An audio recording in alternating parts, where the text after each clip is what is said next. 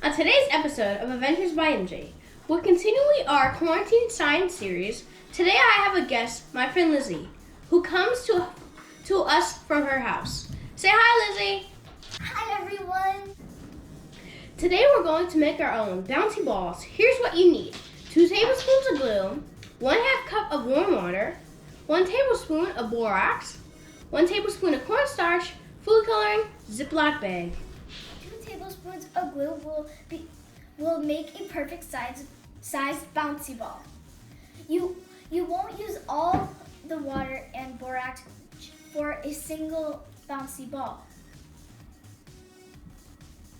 You'll have some of this mixture left over so you can just keep making more bouncy balls with new colors. You will also want to get a plastic bag to store your bouncy ball in. First, create the borax mixture, mixing the tablespoon of borax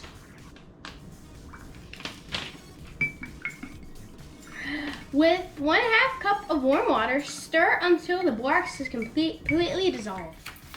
Then create the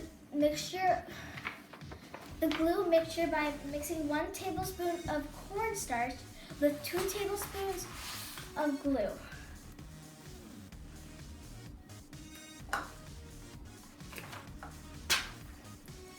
You could also use your hand for this.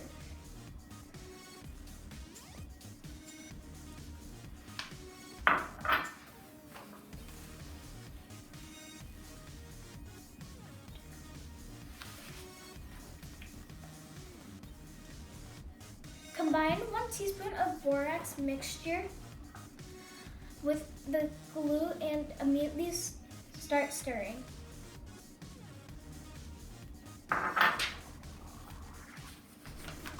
You'll see the chemical reaction begin immediately as the glue turns into a more rubbery texture.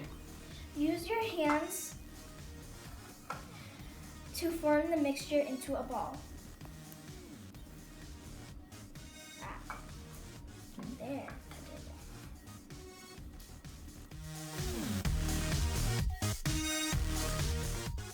Voila, a bouncy ball. Lizzie, let's see what you got. Here's mine. Let's tell everyone why this works. When the glue and the borax mix together, a chemical reaction occurs. The reaction causes polymers to form. Polymers are long chains of repeating molecules. We can find examples of polymers all around us. They occur both naturally, like in rubber, as well as artificially, like in plastics. Cornstarch is added to help bind all of these molecules together. When we make slime, it forms a non-Newtonian liquid. But by adding the cornstarch, the bouncy ball is able to hold its shape together. Thanks for joining us today, Lizzie, and helping explain polymers to our friends. Don't forget, you'll need to store your ball in a bag so it doesn't dry out. Thanks for having me. See you again soon. See you next time on Adventures by MJ.